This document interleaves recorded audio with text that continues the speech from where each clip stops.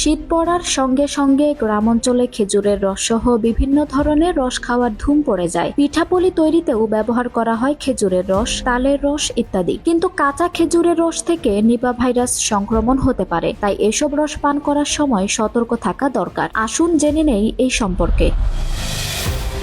কিভাবে রস দূষিত হয়। খেজুরের রস সংগ্রহের জন্য গাছে হাড়ি বেঁধে রাখা হয়। অনেক সময় বাদুড় বা এ জাতীয় প্রাণী হাড়িতে মুখ দেয়। বাদুড়ের লালার মাধ্যমে নিপা ভাইরাস রসে প্রবেশ করে ও এটি দূষিত করে। পরে কেউ এই রস কাঁচা পান করলে ভাইরাস তার শরীরে প্রবেশ করে। নিপা ভাইরাস কি? নিপা এক ধরনের জুনোটিক ভাইরাস, অর্থাৎ অন্য প্রাণীর মাধ্যমে এটি মানুষের দেহে প্রবেশ করে। তবে আক্রান্ত ব্যক্তির সংস্পর্শেও এটি অন্যের মধ্যে সংক্রমিত হতে পারে। নিপা ভাইরাস সাধারণত জ্বর, শ্বাসতন্ত্রের সংক্রমণ থেকে শুরু করে প্রাণঘাতী মস্তিষ্কের প্রদাহ বা এনকেফালাইটিস পর্যন্ত তৈরি করতে পারে। এনকেফালাইটিসে প্রায় 100% মৃত্যু ঘটে থাকে।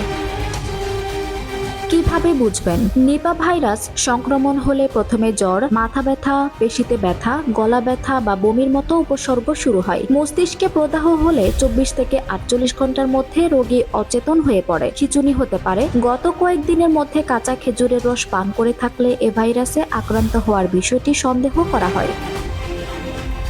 কিভাবে খাবেন? নিপা ভাইরাস থেকে বাঁচতে কখনোই কাঁচা খেজুরের রস পান করা যাবে না। রস জাল দিলে এর মধ্যকার ভাইরাস মরে যায়। তাই ভালো করে স্ফুটনাঙ্কের উপর জাল দিতে হবে এবং ঠান্ডা করে খেতে হবে। রস গুড় করা হলেও ভাইরাস থাকে না, তাই খেজুরের গুড় খাওয়া যাবে।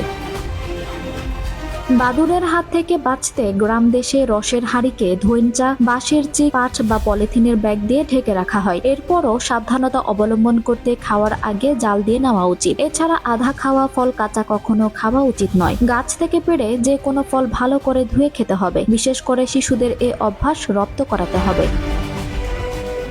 সেবাদানকারীর সতর্কতা। গ্রামাঞ্চলে যেসব এলাকায় খেজুরের রস খাওয়ার প্রচলন বেশি, সেসব এলাকায় এ মৌসুমে নিপা ভাইরাসের প্রকোপ দেখা দিতে পারে। কেউ জ্বরের পর অচেতন হয়ে পড়লে দ্রুত হাসপাতালে নিতে হবে। ভাইরাস অন্যকে সংক্রমিত করতে পারে, তাই পরিবারের সেবাদানকারী ও হাসপাতালে চিকিৎসক বা নার্সদের মুখে মাস্ক পরতে হবে এবং রোগীর সেবার পর সাবান দিয়ে হাত ধুতে হবে।